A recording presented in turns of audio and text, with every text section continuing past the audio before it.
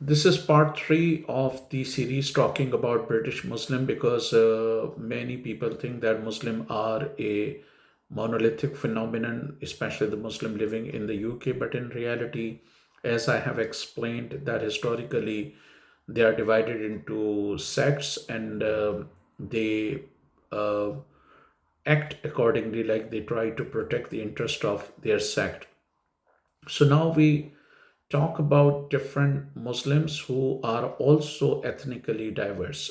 Uh, for instance, Muslims from Kurd area of Iraq, Syria, Iran, and Turkey, they are different. Many Kurd do not like uh, Turkish people, or they have contradictions with Turkish people. The same could be said about the Kurds of Syria, Iraq, and Iran, who do not like Arabs and Persian speaking, respectively, because they believe that they are from the ruling elite of Syria, Iran, and Iraq. So that's why, and the same ruling elite has been oppressing them not for years but for decades. In the same way, Muslims coming from Pakistan, they are also divided into different nationalities, with the Baloch and Pashtun having reservation towards Punjabi Muslims who are living in the UK, especially the Baloch.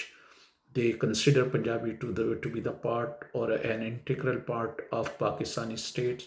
So that's why they don't like them, and in some cases they abominate the very idea of this brotherhood between Pakistani Punjabi Muslim and Pakistani Baloch Muslims, who consider Punjabi Muslim in a way as a part of the oppressing class that has been snatching their rights and depriving them of their mineral wealth. Uh, from other parts of Muslim world, for instance, a Muslim coming from northern Somalia, they do not like, especially Somaliland. They have reservation towards the people of South Somalia. The Muslim coming from Sudan and Yemen, they have their own reservations about different regions of their own country. So Muslims are not a monolithic phenomenon who are living here, living in the UK, and they are divided along sectarian, um, ethnic, and other lines. And then, of course, you have this sectarian division that I have discussed earlier as well. The vast majority of Muslim is working class, and naturally, they just want to. Many of them have might have come to the UK to avoid persecution in their own country that was carried out in the name of sect, nationality, or ethnic orientation. Muslims from India, they might be sympathetic towards the concept of global ummah, but again, Muslims of Indian South are comparatively, uh, different from the Muslim of Northern India, and the Muslim of Southern India. They are part and parcel of local languages, local culture, local traditions. So they are not quite integrated with the Muslim of Northern India, although they might share the same mosque in the UK and other parts of Europe.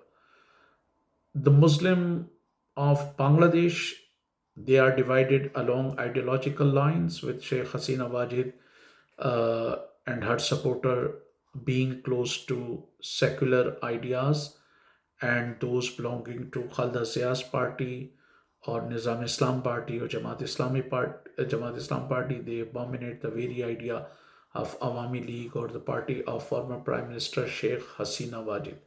So when the far right lump these all Muslim together, it tends to forget the diversity that exists within the Muslims living in the UK. and it is naive to think that they are a monolithic entity. There are some Muslims who are rabidly sectarian. For instance, there is a so-called cleric or a so-called scholar Adnan Rashid who seems to be rabidly anti-Shiite, and there are Barelvis, especially from Pakistan, who have reservations about Deobandi Muslims. Even if they are from Pakistan, they do not want to interact with them. Some of Barelvi scholars believe that there should not be any sort of interaction between the Barelvi Muslims and Deobandi Muslims. So, a number of British Muslims who might put on green turban, they are from the largest Barelvi proselytizing sect of Pakistan, which is known as Dawat Islami, or Preaching Mission of Islam. And a number of the people who follow Rivand preaching group, they belong to Deobandi school of thoughts. And if these Deobandi preaching groups dare to enter Barelvi Mosque, even in the UK, they would not be allowed to preach there. They might not be allowed to hold a religious gathering there. In the same way, these Muslims wearing white or green turban, they might be cautious while entering any worshipping place of the Shiite, or holding any gathering for prayers, because there are deep division.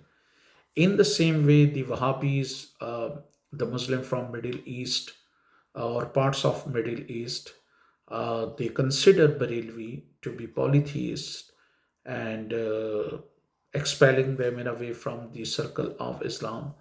So they would not want any Barelvi entering their mosque, or saying their prayer, or arranging prayer in a group. They might allow perhaps some individuals, but as far as a group of Barelvi Muslim is concerned, holding a congregation there or holding prayers there, that would not be accepted at all. Then, of course, Shiite and Sunnis, especially of Iraq, they have deep division. They have fought. They have killed each other in the past. Especially during the time of Daesh or the terrorist group Islamic State.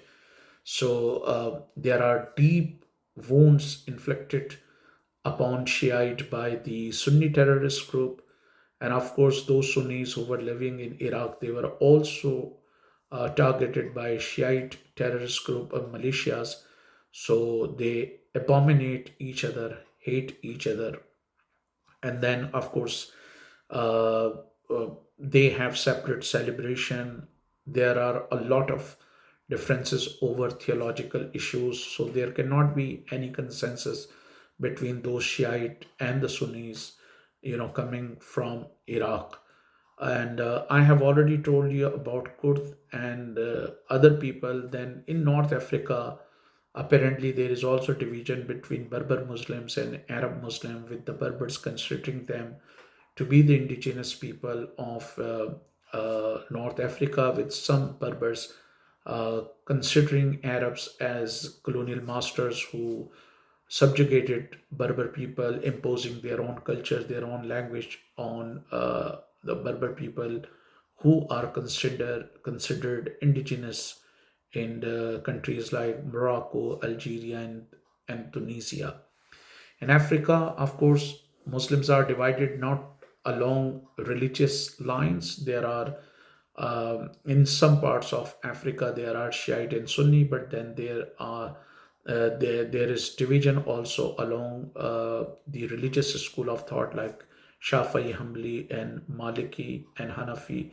There are very few, perhaps Hanafi of African origin. There could be some Hanafi Muslim who might have migrated from India or other parts of the world into Africa, but most of the local African Muslims, they are either from Shafi, to some extent Maliki and Hanbali school of thought. There are very few followers of Imam Azam Abu Hanifa. So When we talk about the Muslims or the British Muslim and try to give an impression that it is a monolithic entity, that is not the case. This is the third and the final episode over this issue discussing British Muslim and their historical roots.